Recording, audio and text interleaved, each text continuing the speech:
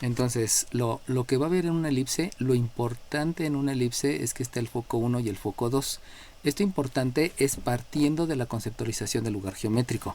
Si ustedes agarran una cuerdita, esto lo vi en Universon, si agarran una cuerdita y lo fijan al punto foco 1 y foco 2 y en este punto colocan ustedes un lápiz y con ese lápiz empiezan a moverlo, se van a dar cuenta que al irlo moviendo, la misma cuerda, que es una distancia, que es una suma constante de esta distancia al foco 1 y de esta distancia al foco 2, esa cuerda me va a mantener la distancia constante.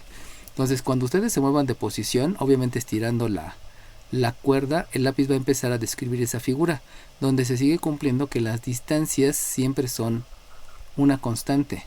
Entonces va a ocurrir que conforme voy moviendo, pues resulta que aquí sigue existiendo. Y aquí en esta parte es donde sucede lo curioso. Si se dan cuenta, esta distancia sumada con esa otra distancia, esas distancias me van a generar dos veces el parámetro A. Ahorita vamos a revisar qué es lo referente al parámetro A. Entonces, esa suma constante siempre va a ser dos veces el parámetro A, que eso es viéndolo como lugar geométrico. Si ustedes siguen desplazando el lapicito, se van a dar cuenta que esta distancia más esta distancia es la misma. Si siguen desplazando el lápiz, vuelve a ocurrir que esta distancia más esta distancia es la misma. Si siguen desplazando el lápiz, siempre va a ocurrir eso. Acuérdense que tienen una cuerda fija que se está moviendo, con la que están colocando el lápiz, y por eso siempre se cumple que la suma de esas distancias siempre va a ser constante, y esa suma constante va a ser dos veces el parámetro A, siempre. Obviamente eso me va a ayudar en algunos ejercicios donde cumpla esa característica o tenga que cumplir esa característica para calcular precisamente los elementos de una elipse. Bueno, ahora bien, ya que se acordaron o ya me dijeron cuál es el comportamiento de una elipse viéndolo como lugar geométrico, entonces vamos a decir que por aquí hay un punto que es el parámetro, que es el punto C. El punto C ya saben que tiene una abscisa que se simboliza con la letra H y una ordenada que se simboliza con la letra K. Ahora bien, si yo hacia arriba me muevo una distancia que es el parámetro A y también hacia abajo me desplazo una distancia que es el parámetro A, van a surgir dos puntos que reciben el nombre de V1 y V2. Sabemos que la V y la B no tienen nada que ver, son dos letras completamente diferentes que tienen un nombre completamente diferente, y por lo cual no hay que decir B chiquita o B grandota, es V y la otra es B. Ahora bien, esto que yo tengo aquí, ustedes saben que esta línea que estoy trazando recibe el nombre de eje focal, y ese eje focal, al igual que en la hipérbola y al igual que en la parábola, ese eje focal es un eje de simetría, pero también me está diciendo cuál es la dirección de la cónica. Sabemos que es una cónica porque proviene de una cónica.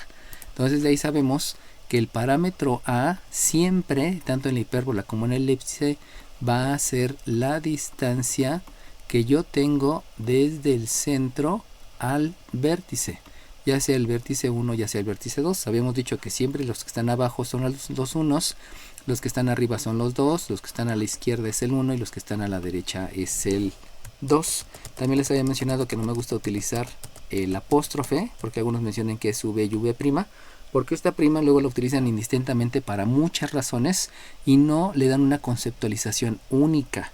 Algunos manejan el apóstrofe como derivada, entonces si es derivada estarían diciendo que este es el vértice 1 y esta es la derivada del vértice 1, lo cual chocaría con la estructura de las matemáticas, donde deben de estar bien claros todos los conceptos. Por eso no me gusta utilizar el prima y lo dejo en V1 y en V2.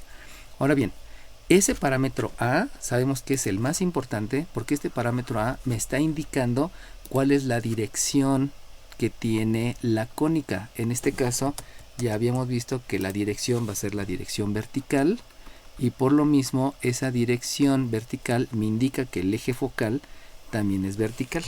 Bueno, también sabemos que hay un parámetro B. ¿Qué es el parámetro B? 21. 21, dime. 7. Es la distancia que hay del centro al extremo. Ok, va que va. Te lo tomo bien porque aquí tendrías que decir más bien cuál es el extremo, pero pues bueno, 42. se sobreentiende. Entonces 21, déjate pongo tu participación. Entonces, ahí vamos a ver la diferencia, ¿no? Como dijo su compañera, es la distancia del centro al extremo. Ahora, hay que recordar que cuando estamos hablando de la hipérbola, habíamos mencionado que hay un eje transverso, y ese transverso era 2 veces el parámetro A. Ahora bien, aquí en la hipérbola no va a existir el eje transverso. Lo que va a existir es el eje mayor. Y ese eje mayor lo vamos a simbolizar con la letra E mayúscula y M minúscula, y ese es el que va a tener un valor de 2 veces el parámetro A. Sabemos que cuando obtenemos el número 3, se le agrega 41. unidades. Dime 39. 3, dime 3. Es que usted dijo M minúscula y puso M mayúscula. Ah, sí es cierto, tienes razón. 3 me dijiste, ¿verdad? 41. Dime 41. Sí, 3. Dime También 41. tuvo imprecisión antes porque dijo que el eje transverso no lo había en la hipérbola y es que no lo hay en la elipse. Ok, cierto. ¿Qué es 41 me dijiste? Y 41. Ok, va que va. Entonces, disculpen, hay veces que uno piensa una cosa y dice la otra. Recuerden que eso viene por distracciones. Y debido a eso le doy valor en participación para que entiendan que todo mundo puede tener imprecisiones y hay que aceptarlas. Y esas imprecisiones que tenemos, pues obviamente tienen consecuencias. En este caso, pues no es tan grave porque nada más es pues asignarles una participación. Al contrario, es benéfico para ustedes. Pero si vayanlo entendiendo, ¿no? Eso es en toda la vida. Traten de estar siempre sin desconcentrarse, pues, o sea, no distraerse por cualquier cosa, cualquiera que sea, no se distraigan para que no haya problemas. Aquí también se me pasó que debe de ser E mayúscula, eje mayor, y esa eje mayor, como bien nos corrigió su compañera, esto es solamente en la elipse, donde en la hipérbola es donde hay eje transverso, pero aquí en la elipse no hay eje transverso, sino hay eje mayor. Y de ahí venía lo que decía su compañera, es la distancia que hay del centro al extremo. En aquel caso, en la hipérbola, habíamos dicho que era al transverso del eje conjugado. Aquí no va a haber eje conjugado, sino lo que va a haber es un eje menor. Y también lo vamos a simbolizar con una letra minúscula. Y este es el que va a tener un valor de 2 veces el parámetro B. Acuérdense que cuando lo estoy ya calculando en un ejercicio específico, pues ya le agregamos unidades. Aquí no le agregamos unidades porque simplemente es la fórmula, ¿no? Y ya en la conceptualización de dar resultados, ahí sí hay que agregarle la fórmula. En algunos ejercicios se van a dar cuenta que el eje conjugado también le llaman eje imaginario. Pero recuerden que hay números reales y hay números imaginarios. Entonces, para que no haya confusión entre lo que es un número imaginario y lo que es el eje imaginario, porque sí existen ejes imaginarios, pero los ejes imaginarios es cuando hay números reales y cuando hay números imaginarios, para que no se haya esa confusión, entonces por lo mismo yo jamás utilizo el término de eje imaginario. Y si alguna vez escuchan que dicen eje imaginario, pues muy seguramente se está refiriendo al eje conjugado. Solamente lean bien el contexto y lo entenderán, ¿no? Ahí es cuestión de usos y costumbres, de ser como que coherente con todo lo que estoy mencionando, ¿no? No puedo mezclar algunas conceptualizaciones. Era como en las abscisas, ¿no?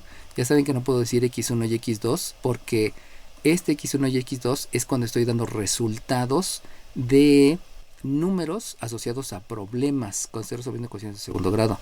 Pero en este caso sabemos que es la abscisa del punto A y la abscisa del punto B. Los puntos no se simbolizan a través de números, sino se simbolizan a través de letras, para estar siendo coherentes con todo lo que hemos aprendido en los diferentes cursos, ¿no? Bueno, ahora bien, lo que va a ocurrir en el eje mayor y en el eje menor, al igual que lo que ocurría con el eje transverso y el eje conjugado, es que van a ser perpendiculares. Eso quiere decir que si ya mencioné que el parámetro A se mueve hacia arriba, obviamente de manera vertical, eso quiere decir que el parámetro B se va a mover hacia la izquierda y me va a desplazar hacia la derecha.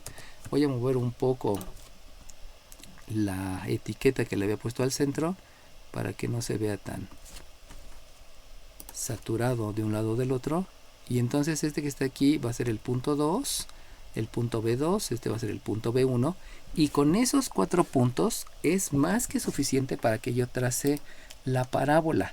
Acuérdense que la parábola va a venir o puede salir del vértice y luego se dirige hacia el punto B1 de manera curviada. También Va del punto 22, B2 hacia el 31. punto B1. Dime 32. Dije 22, profe. Dime 22. Dijo parábola y estamos viendo elipse. Muy bien. Está bien, qué bueno. Es importante que estemos en todo, ¿no? Que también vayan haciendo, por ahí dicen, críticas constructivas, ¿no? O más bien es mejorar la calidad de la explicación, ¿no?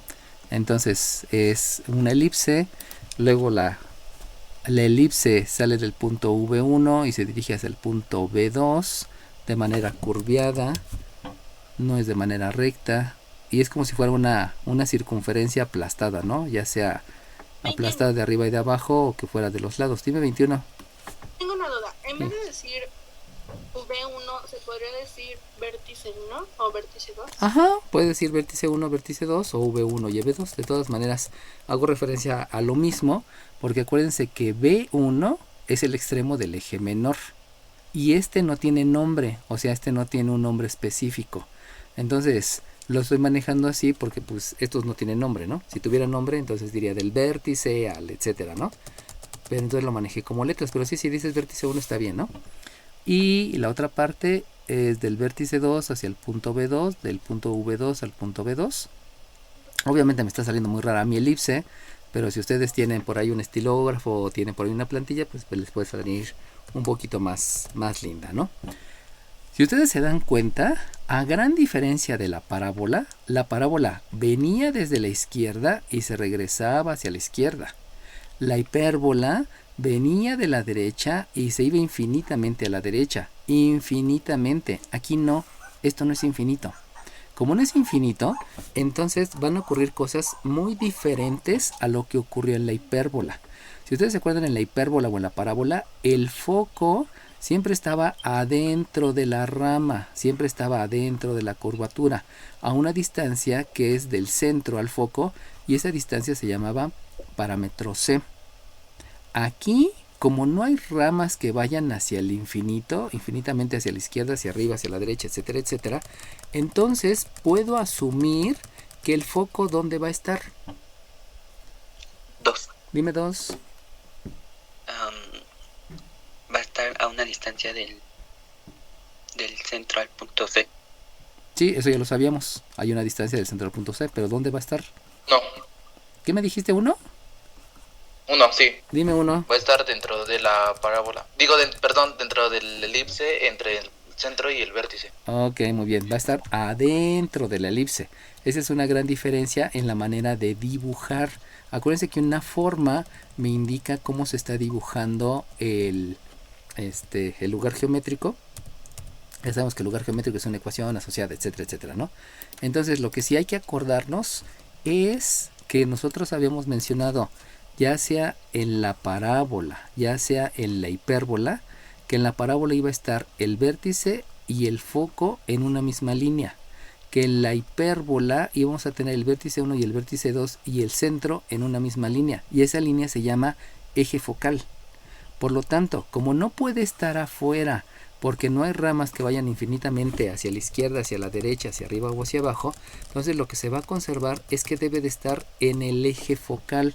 Y ya habíamos dicho que el eje focal me lo iba a estar determinando el parámetro A, y este eje focal, que no se dibuja, pero sé dónde está, ese eje focal va a indicarme que los focos van a estar en alguna parte que esté entre estos dos puntos. Por ahí apaguen su micrófono porque se está retroalimentando el sonido. Eso que escucharon es una retroalimentación y que es muy nociva cuando estamos con micrófonos y con bocinas.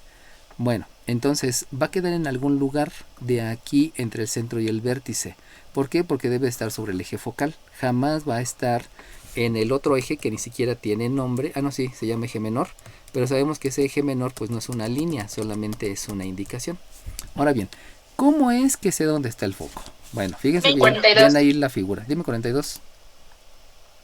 Porque podemos marcar un paralelogramo y marcar triángulos rectángulos para obtener por medio del teorema de Pitágoras el parámetro C. Ahí es donde pueden caer en una imprecisión. Tengan cuidado con eso, porque eso es una gran imprecisión que surge de lo que vimos en la hipérbola. Fíjense bien, voy a trazar un paralelogramo pero ese paralelogramo no es.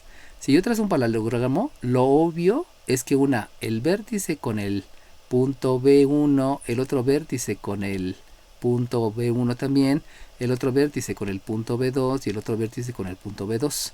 Eso surge de manera natural. ¿Por qué? Porque parece un papalote. Y por la asociación de ideas, el cerebro dice, ahí están los triángulos. Y si ustedes se dan cuenta, si trajo el eje menor y si trazo el eje mayor, resulta que ahí tengo 4 triángulos que son congruentes.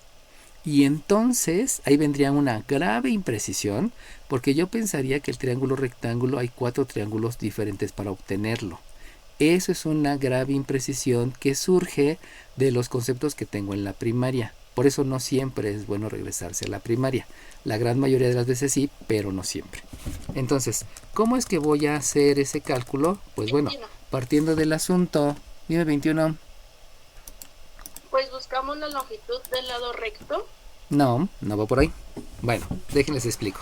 Entonces, todo surge que yo les había dicho que el parámetro A es el más importante. Ese parámetro A, que es el más importante, si ustedes se dan cuenta, lo tengo ubicado entre el vértice y el centro.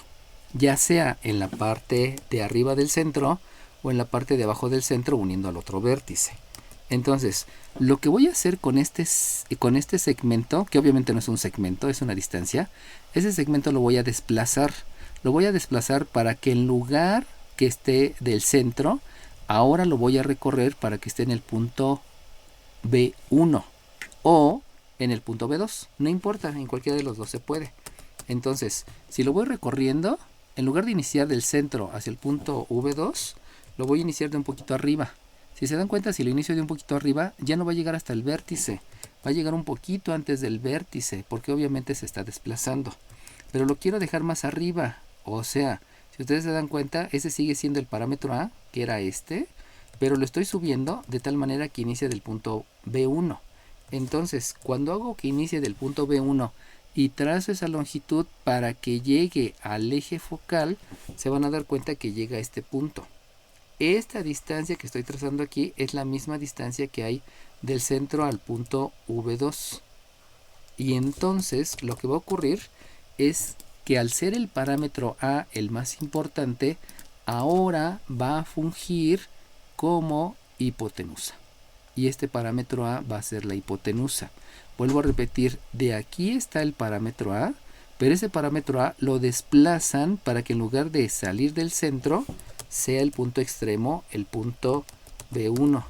Y entonces, cuando trazan este segmento, en lugar de trazarlo aquí, lo trazan partiendo de B1 y llegando a donde está el eje focal, ahí es donde surge el foco 1. Pero ese fue el parámetro A. Por lo tanto, este lado, ustedes ya saben que es el parámetro B. Ahí no hay pierde, porque es la distancia que hay del centro al extremo del eje menor. Aquí me faltó agregarlo. Y esta distancia es la que hace falta. Esa distancia es el parámetro C. Y sabemos que al igual que la hipérbola, el parámetro C es la distancia que hay del centro al foco. Eso también lo habíamos visto en la hipérbola. No cambia, es idéntico. Lo único que va a cambiar es que el paralelogramo no es tan directo como lo hacíamos en la hipérbola. Acuérdense que la hipérbola decía del centro, muévete para arriba el parámetro A, muévete para abajo el parámetro A, muévete hacia la izquierda el parámetro B, muévete hacia la derecha el parámetro B, trazas un cuadrilátero y ya que ya has trazado el cuadrilátero, entonces trazas las diagonales y de ahí se veía luego que surgían 8 triángulos rectángulos. Y habíamos dicho que esos 8 triángulos rectángulos que partían de dos parejas de triángulos isósceles, esos triángulos rectángulos eran congruentes. Aquí teníamos 8 y se veía de manera natural que había esos 8, pero aquí no surge de manera natural. Eso es lo que hay que tener cuidado. El paralelogramo no se traza de manera idéntica como se trazaba en la hipérbola. Y eso es lo que me causa muchas imprecisiones cuando estoy haciendo el cálculo de los parámetros en la elipse. Tengan mucho cuidado. Por eso les enseñé los triángulos que no son y los que sí son. Porque siempre es bueno saber lo que no se debe de hacer y por qué no lo debo de hacer. y lo que sí se debe de hacer y por qué lo debo de hacer. No nada más es cosa de saber lo bueno, sino también saber lo bueno, lo malo, porque cada vez que estés más cerca de lo malo, sabes que te va a ir peor. No se acerquen a lo malo, porque pueden tener algunos resultados inadecuados, ¿no? Conózcanlo, pero no lo experimenten, o sea, sepan de qué se trata, para que no los engañen, ¿no? Porque puede darse el caso. Bueno, vamos a hacer lo mismo con este parámetro A, si se dan cuenta. Ay, perdón, ahí no estoy dibujando Profesor. nada. Dime. 24. Dime 24. El foco que usted acaba de poner sería el foco 2, ¿no? Ah, sí, Porque cierto, sería el tienes positivo. razón. Ah, sí, no es que sea el positivo, es que está arriba, tienes razón. Ok. Es el foco 2. Muy bien, Dios te pague. Acuérdense que hay que estar bien a las vivas en lo que estamos haciendo, ¿no? Porque si me distraigo, y obviamente Froilán es el que más se distrae porque está viendo muchas cosas, no solamente explicándoles, sino pensando lo que va a decirles después y cómo decírselos, pues ahí es obvio que el que más se distrae es el que está aquí adelante. Bueno, aquí atrás de el que está escribiendo. Bueno, entonces ese es el foco 2 porque va para arriba. Acuérdense que siempre habíamos dicho, los de abajo son los unos, los de la izquierda son los unos, los de la derecha son el 2 y los de arriba son el 2. Ahora bien, este parámetro A vamos a hacer lo mismo. Acuérdense que este parámetro A y este parámetro A son idénticos.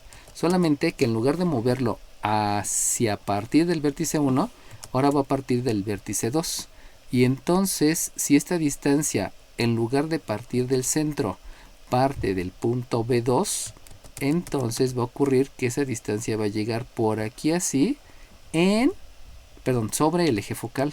Y este va a ser el foco 1, como decía su compañero, pero este es el parámetro A. Por lo tanto, este sabemos que es el parámetro C, y este que acabo de calcular es el parámetro C. 41. Dime uno. Dijo que era el parámetro C y en realidad es el parámetro B. ¿Cuál? ¿Este primero? Sí, es que usted dijo es el parámetro C y colocó parámetro B. Bueno, escribí, más bien. Va que va, número 1. Sí. Va que va, número 1. Me fascina que me estén ahí checando todo lo que digo, porque ahí es cuando se empiezan a volver más analíticos. O sea, no nada más hay que estar presente en la clase, ¿no? Hay que ver qué dice la persona, porque como tenemos muchas imprecisiones, o sea, nadie es perfecto. Bueno, ahora bien, acuérdense. Para terminar. 30, ¿qué me dijiste? 32. Dime 32. Disculpe, profesor. Dime Bueno, 32. cuando estaba haciendo referencia al parámetro B2, dijo que era el vértice 2. ¿Al parámetro B2? Pero no hay parámetro B2. Sí. Al punto B2. ¿Dije que era qué? ¿El vértice? Era el vértice 2. Ok, bueno, está bien. No me acuerdo, pero te creo. Entonces 32. Le ponemos otra al 32. Sale bien. Bueno, entonces, para completar esta explicación, si ustedes hubieran colocado el parámetro A en lugar de ahí en la posición, uniendo al punto B2, lo escriben acá, pues de todas maneras se van a dar cuenta que es lo mismo. Este sigue siendo el parámetro A. Y lo mismo por acá. Ahorita a simple vista, si se dan cuenta, los triángulos de arriba parecen ser más grandotes que los de abajo, ¿no? Pero pues son los mismos, solamente fue cuestión de un mal dibujo, ¿no? Pero pues ya ustedes podrán ver lo que en su cuaderno, haciéndolo más exacto, que no es así, ¿no? Ahora bien, para calcular esta relación entre parámetros, siempre, o bueno, en la hipérbola, que es la referencia, hemos utilizado el teorema de Pitágoras. Acuérdense que el teorema de Pitágoras menciona la suma del cuadrado de los catetos es la hipotenusa al cuadrado. Eso menciona, jamás dice la hipotenusa al cuadrado y la suma del cuadrado de los catetos. No, siempre comienza la suma del cuadrado de los catetos me da por resultado el cuadrado de la hipotenusa. Por lo tanto, si yo hago la sustitución, y saben que la sustitución es un reemplazo, eso me lleva entonces a decir que el primer parámetro es el parámetro b cuadrada, siguiendo un orden de lista, un orden alfabético. Luego, el segundo parámetro sería el otro cateto, y si ustedes observan, en cualquiera de los triángulos, los catetos son B y son C, minúsculas. Obviamente no estoy haciendo referencia a puntos. Y la hipotenusa es el parámetro A cuadrada. Recuerden que en la hipérbola fue completamente diferente, porque en la hipérbola habíamos dicho que por la manera de haberlo dibujado, uno el parámetro A, ahora el parámetro B, y aquí con esta diagonal se obtenía el triángulo rectángulo, y entonces obtenía en la hipérbola una relación de A cuadrada más B cuadrada igual con C cuadrada. Por favor, no se lo aprendan de memoria, apréndanse cómo se obtiene, porque eso también les va a ayudar para poder resolver cualquier ejercicio. Si se lo aprenden de memoria, no van a entender de dónde se obtiene, y lo importante es saber de dónde se obtiene. no solamente aprendérselo de memoria. Por eso la sustitución menciona que el parámetro b al cuadrado más el parámetro c al cuadrado me da el parámetro a al cuadrado. Recuerden que siempre el parámetro a ha sido el más importante, por eso aquí lo estoy mencionando, ¿no? No solamente me da la dirección, sino también ahora resulta que en el teorema de Pitágoras el parámetro a funge como la hipotenusa, para que al mover esa longitud surja la hipotenusa, y al surgir la hipotenusa ya tengo mis 4 triángulos rectángulos, que esos son congruentes, pero que no se ven de manera evidente. Tengan cuidado, no se ven de manera evidente. En la hipérbola sí, en la elipse no. De hecho, para la elipse, si se dieron cuenta, ni siquiera tuve que trazar un cuadrilátero. Simplemente lo dibujé conociendo los vértices y conociendo los extremos del eje menor. No es necesario dibujar el cuadrilátero. Ahí ya me podría causar alguna imprecisión, ¿no? Bueno, teniendo eso, pues entonces lo que me hace falta decir, dime 27. ¿No lo dibujó conociendo los focos y no los vértices? No, lo dibujé con los vértices. Para dibujar la elipse fue con los vértices. Conociendo el vértice 1, el vértice 2, el punto B1 y el punto B2, con eso dibujé la elipse. No es necesario que conozcas los focos. Inclusive ni para la hipérbola jamás fue necesario conocer los focos, porque en la hipérbola ya ves que trazamos las dos asíntotas y dibujabas la hipérbola sin que tocara la asíntota, llegando al vértice y luego te vas hacia la otra asíntota. Pero la gráfica nunca surgió de conocer el foco. Primero conocíamos los vértices y ya dibujamos la gráfica. Aquí también no es necesario los focos. La única diferencia es que aquí viene infinitamente desde arriba y termina infinitamente desde arriba, y aquí viene infinitamente desde abajo y termina infinitamente desde abajo, pensando en la vertical, que es similar a esta, ¿no? Entonces son dos figuras completamente diferentes, por eso la forma me indica la manera en que debo de dibujar a la figura. ¿Sale bien? Sí, vale. Ahora bien, ya que sabíamos todo eso, pues se va a repetir que el eje, no es cierto, discúlpenme, el lado recto se va a calcular como 2 veces el parámetro b al cuadrado dividido entre el parámetro a. Sabemos que eso también son unidades, no las escribo porque le estoy mencionando la fórmula, y sabemos que el lado recto me va a decir qué tan ancha es. Recordemos que en la parábola el lado recto era a partir de el foco para arriba era 2p, para arriba era 2p y para abajo era 2p. El lado recto ahí valía 4p, y me ayudaba a que con estos 3 puntos podía dibujar la parábola de una manera más adecuada, más exacta. En la hipérbola y en la elipse también hay lado recto, pero esos no los utilizamos para calcular este punto y este punto. Solamente calculamos el lado recto. Pero de manera similar que en la elipse, el lado recto ocupa la misma posición. La misma posición ya sea en la hipérbola, en la parábola o en la elipse. Es decir, sobre el foco, este segmento que estoy trazando y que genera este punto y este punto, que obviamente no calculamos las coordenadas, porque ya sería bastante información. Esos 2 puntos me están marcando el lado recto. También aquí perpendicular, recuerden que habíamos dicho que se llama eje focal.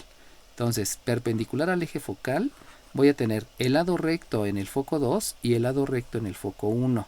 Van a ser perpendiculares, pero no se dibujan. Y lo único que me está indicando el lado recto es qué tan ancha es la figura. Puede ser que la parábola sea angosta, o puede ser que la parábola sea más abierta. El lado recto que estaba determinado por 4p es lo mismo en esta. O sea, me puede generar una elipse más boluda o me puede generar una elipse más delgadita. Pero eso va a estar determinado por el lado recto. Al igual que en la parábola y que en la hipérbola, el lado recto me indica qué tan ancha es el dibujo.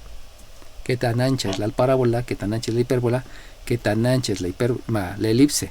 Acuérdense que una circunferencia está definida como la distancia que a todos los puntos es la misma. Pero cuando esa circunferencia deja de ser redondita y se vuelve un poquito achatada, ahí es cuando se convierte en elipse. Y entonces ya cambia el comportamiento como lugar geométrico. Es muy diferente la circunferencia a la elipse, aunque se parecen en varias cosas, ¿no? Entonces el lado recto se calcula de la misma manera. Hay dos lados rectos, sobre el foco 2 y sobre el foco 1. Si estamos hablando de una elipse horizontal, también por aquí había un lado recto y aquí otro lado recto, que ya saben que es con respecto al foco. Y lo otro que se va a calcular de manera idéntica va a ser la excentricidad. Sabemos que la excentricidad es una relación de C entre A, y la relación simplemente me dice la distancia que hay con respecto al foco y con respecto al vértice. Yo les había dicho que me da una relación de lo largo con respecto a lo ancho. Es una manera de verlo porque lo largo sería hacia el vértice y lo ancho es referido hacia el foco, debido a que aquí está el lado recto. Por eso lo podemos dejar así, aunque propiamente no es el largo en una hipérbola, porque en una hipérbola pues yo pensaría que es infinitamente larga hacia la izquierda, o viene infinitamente larga desde arriba y hasta se regresa hasta arriba. Lo que estoy haciendo referencia en esa cuestión es la distancia que hay al foco y la distancia que hay al vértice. A ese largo y ese ancho me hago referencia porque el foco tiene que ver con el lado recto. El foco tiene que ver con la excentricidad, disculpen, y esta A tiene que ver con la distancia que hay al vértice. Y que eso de alguna manera me da una relación entre largo y ancho, aunque obviamente no es propiamente de la figura, ¿no? Porque la figura es infinitamente grande. Bueno, ahora bien, aparte de eso, ya no hay nada más que decir, salvo que se llama eje mayor porque siempre el parámetro A va a ser más grande que el parámetro B. Eso se va a cumplir siempre, por eso se llama eje mayor. Si ustedes recuerdan, en la hipérbola yo tenía que el parámetro A podía ser mayor que el parámetro B.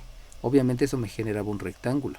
O que el parámetro A fuera más pequeño que el parámetro B. Obviamente también me genera un rectángulo, pero en lugar de horizontal podría ser vertical. O sea, estos dos rectángulos pueden ser perpendiculares de acuerdo al parámetro. Pero también pudiera ser que los parámetros fuesen iguales. Y en tanto tendría un cuadrilátero, un cuadrado, que de ahí surge la hipérbola. Puede ser un rectángulo acostado, uno parado, o puede ser un cuadrado. Eso me lo indica la relación entre los parámetros, parámetro A y parámetro B. Por eso en la elipse, el que me indicaba la dirección, ¿quién era? 1. Dime uno. Dime uno. Dijo elipse. Y creo que hacía referencia a la hipérbola. Ajá, en la hipérbola, tú dime, número 1. En la hipérbola, ¿qué es lo que me indica la dirección? 32. Dime 32. Dime 32. ¿A? No, 42. no es eso. Dime 42 y ya le sigo. El signo positivo o negativo dependiendo de dónde estén las abscisas o en las ordenadas. Exacto, el signo, allá es lo importante. En la hipérbola, recuerden que había una fracción donde una fracción podía ser positiva, donde una fracción es positiva y la otra fracción es negativa. O la primera era negativa y la otra era positiva. Precisamente este signo es el que me indicaba quién era el parámetro A y la dirección. Ahí lo importante era el signo, para indicarme quién es el parámetro A y quién es la dirección. Acá va a cambiar, porque entonces voy a tener formas ordinarias. Antes de escribir la forma ordinaria, recuerden que en la elipse no hay una asíntota. ¿Qué es una asíntota? 41. 41, dime. Una asíntota es una recta que nunca toca a la gráfica, pero que la puede atravesar. Ok, nunca va a tocar a la gráfica, la puede atravesar cuando estamos hablando de atenuación, que eso lo verán ya en la superior, ¿no? Entonces, si ustedes se dan cuenta, nunca tracé una asíntota. Como no tracé una asíntota, jamás voy a necesitar calcular las ecuaciones de las asíntotas.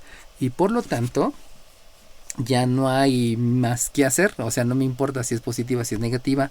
No me importa la forma punto pendiente. Y por eso directamente ya me voy a lo que es la forma ordinaria de la elipse. Acuérdense que forma quiere decir manera de escribir. Y esa manera de escribir es ordinaria porque todo mundo la conoce, ¿no? Es una manera común de escribir.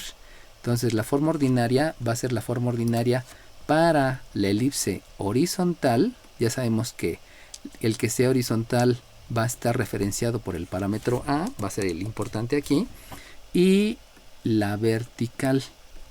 Ahora bien, Al igual que en la circunferencia y en la hipérbola, este va a tener un x menos h al cuadrado.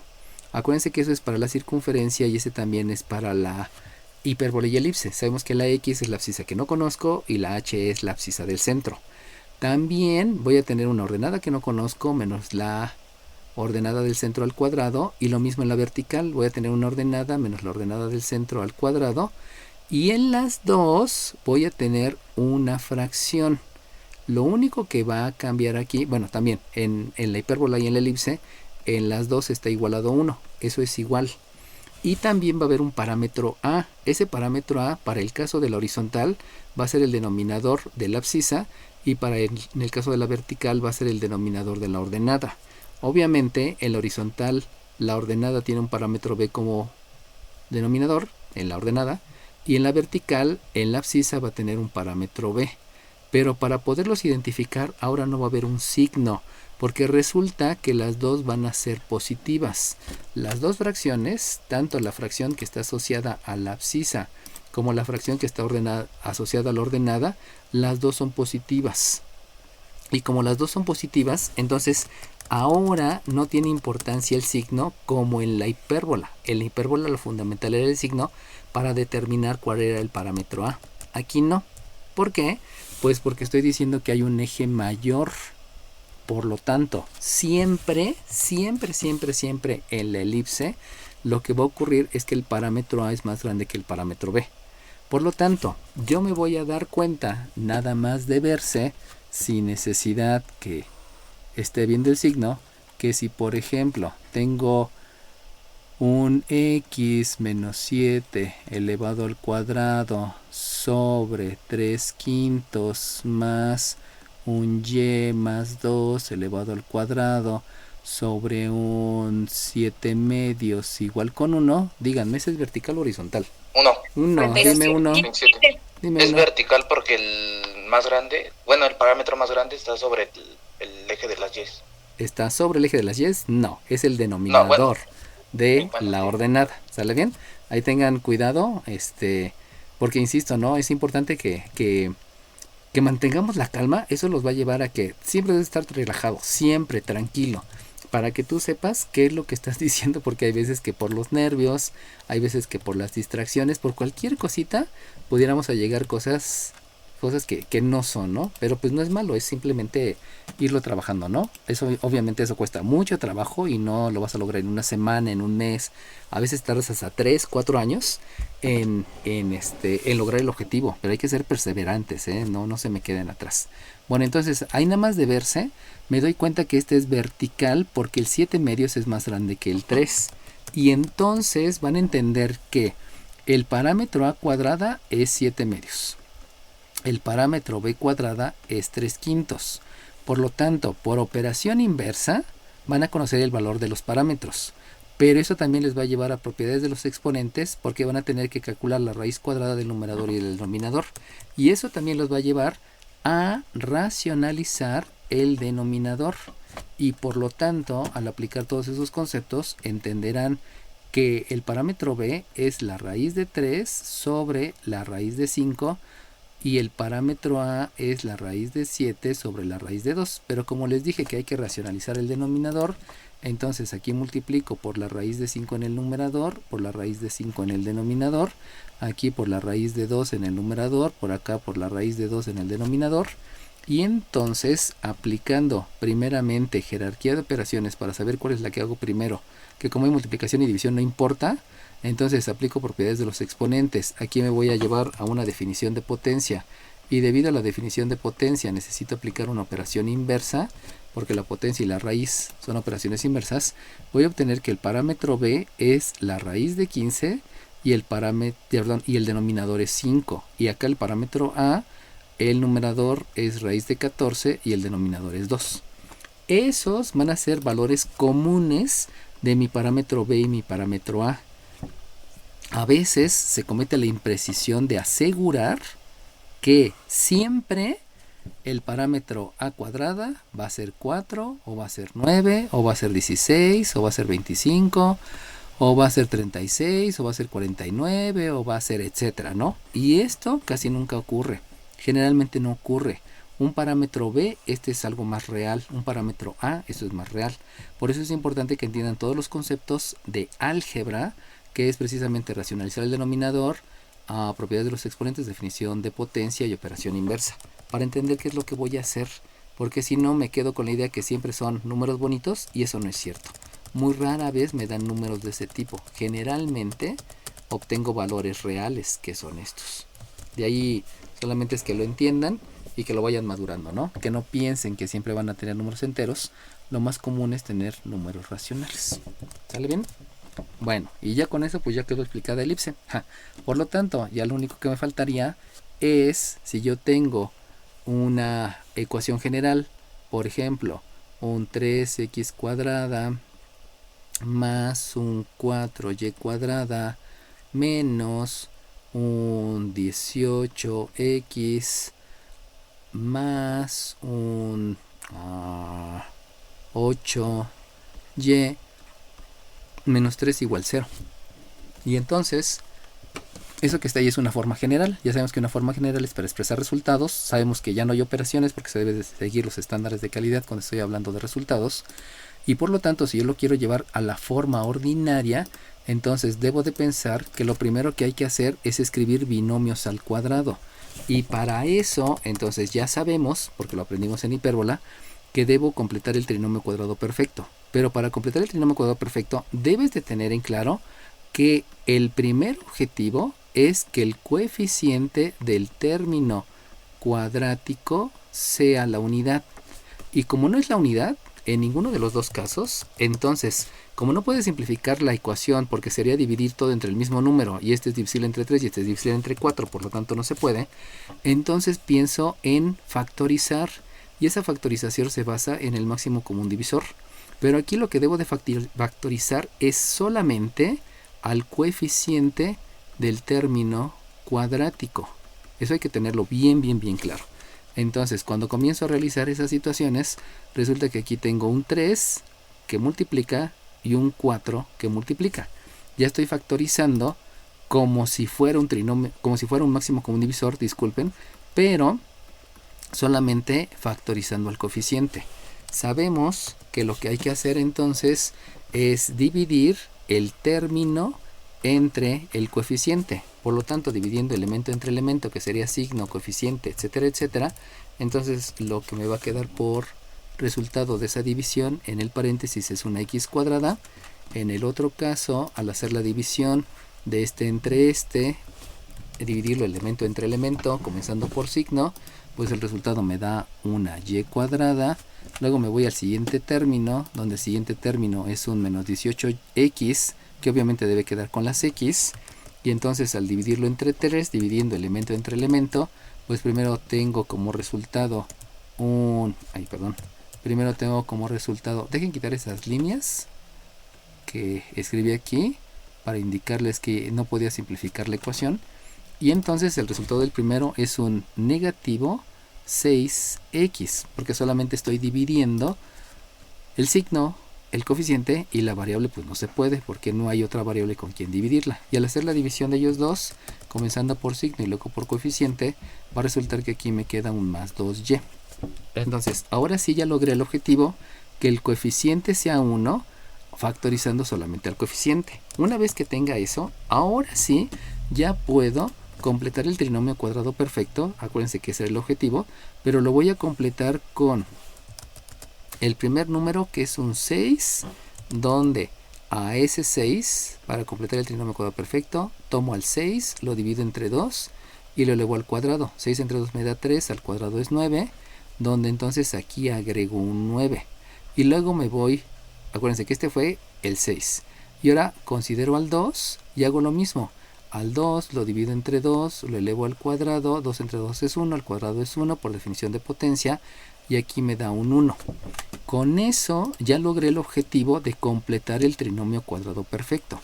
Recuerden que esta factorización, como factoricé solamente al coeficiente, no me puedo llevar solamente el coeficiente porque hay una operación. Entonces aquí también debo de escribir el más, que hace ratito lo escribí pero por ahí se me borró.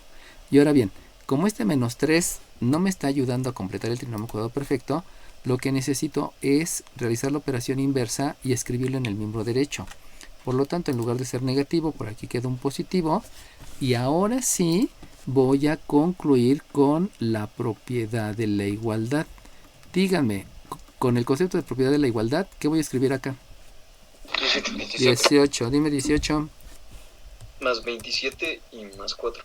Más 27 más 4. Me dijiste 18, ¿verdad? Sí. Ok, bueno. Ahora, hay que saber por qué me dijo eso su compañero, ¿no? Acuérdense que todo tiene una razón. Y de ahí, entonces, vería que la propiedad de la igualdad me dice: la operación que hagas en el miembro izquierdo es la misma que hagas en el miembro derecho. Por lo tanto, la operación es un más 9.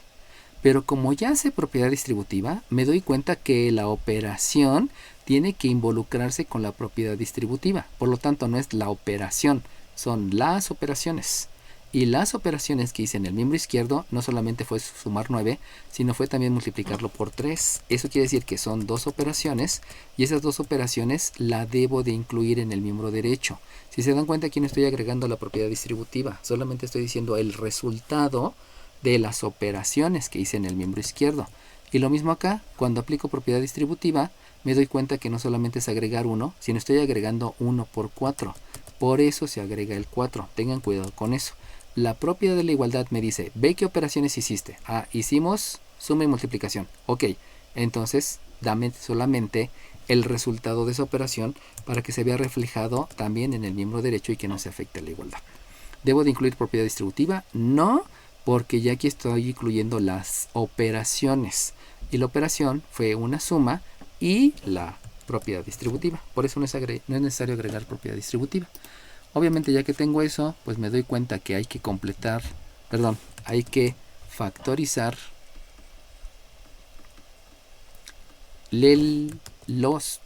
porque es plural, los trinomios cuadrados perfectos.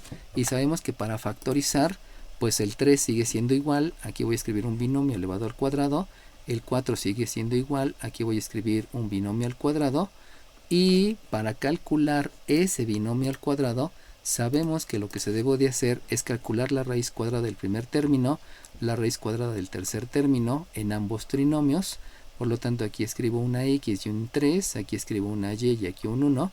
Y lo que me hace falta es colocar la operación de ese binomio, que sabemos que esa operación va relacionada al signo del término lineal. Por eso aquí es una operación resta, al signo del término lineal. Por eso sabemos que aquí es una suma. Y en el miembro derecho me estoy dando cuenta que lo que debo de hacer es, primeramente, pues saber qué operación voy a hacer, ¿no? Por lo tanto, aquí vamos a empezar por jerarquía de operaciones. Como me doy cuenta que todas son sumas y todos son números, entonces no debo de ver lo de términos semejantes, sino directamente me voy a la ley de la suma.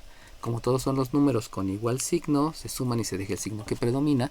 Por lo tanto, el resultado del miembro derecho es un 34. Y entonces, como se debe de parecer a la forma ordinaria, yo me doy cuenta que debo de buscar un objetivo. Y ese objetivo es igualar a 1. Pero para igualar a 1, lo que vas a hacer es simplificar la ecuación. Y simplificar la ecuación es dividir miembro izquierdo y miembro derecho entre el mismo número. Obviamente solamente a los números, ¿no? No es necesario escribirlo hasta acá, porque el 34 no podría dividir a este binomio. Ahí son cosas diferentes. Entonces simplifico dividiendo entre 34, dividiendo entre 34, dividiendo entre 34. De ahí ya logré el objetivo, que es igualar a 1. Y ahora lo que me falta es el otro objetivo, que es que los coeficientes sean la unidad. Y para que los coeficientes sean la unidad, para que este coeficiente sea la unidad, entonces el concepto que debo de aplicar es el de simplificar la fracción. Y si yo simplifico la fracción, entonces lo que debo de hacer en la primera fracción es dividir entre 3 y es dividir entre 3. En la segunda fracción es dividir entre 4 y es dividir entre 4. Acuérdense que esos números no se escriben, se los escribo ahorita por fines didácticos, pero no es necesario que los escriban. Y obviamente aquí también lo que debo de agregar es simplificar la fracción. Ya aquí. No, pues sí, ya se está simplificando la fracción. Ok. Y entonces el resultado es que x menos 3 elevado al cuadrado va a tener un denominador que es 34 tercios. Más un y más 1 elevado al cuadrado, donde el denominador, como simplifico la fracción, este es un 17 medios y esto es igual con 1. ¿Quién me quiere decir todo lo que se obtiene de la forma ordinaria? 19. 19. 33. Dime 19. Bueno, tenemos que la elipse es horizontal. El parámetro a cuadrada es 34 tercios, b cuadrada es 34 cuartos y el centro es 3, menos 1. Y el centro es 3, menos 1. Ok, te pongo en la mitad 19. ¿Quién quiere corregir a 19? 3. 3, dime 3. El parámetro b al cuadrado se simplifica, por lo tanto sería 17 medios. Ajá, que es lo que ya obtuve acá, ¿no? Entonces no puedo tomar el de arriba. Ok, sale bien. Te pongo medio punto porque solamente completaste lo que había dicho tu compañera, ¿no? Yo te lo pongo en la semana 8. Listo. Bueno, entonces vamos a verificar esa situación porque pudiéramos tener alguna imprecisión. O sea, acuérdense que siempre hay que verificar lo que estamos escribiendo para que no haya ningún problema, ¿no? Entonces, la manera más sencilla es hacerlo en expresión decimal. Si vemos aquí el 17 medios, pues resulta que tiene 8 enteros. Si vemos el 34 tercios, pues resulta que el 34 tiene 11 enteros. Entonces, de ahí sí vemos que efectivamente el parámetro a cuadrado es más grande. 41. Dime 41. A los parámetros no se les agrega las unidades. No, porque apenas estoy calculando los valores. Y acuérdate que a cuadrada no es un parámetro como tal. Cuando ya calculo el parámetro, ahí sí ya se le agrega la unidad. Pero a cuadrada todavía no es un parámetro, o sea, no es una distancia. Y si te acuerdas, aquí habíamos dicho, ¿no? Solamente a solita, sin el coeficiente, sí es una distancia. Pero entonces, ahorita que estoy obteniendo la información, no puedo decir que son distancias. ¿Sale bien? 7. Sí, Dime gracias. 7.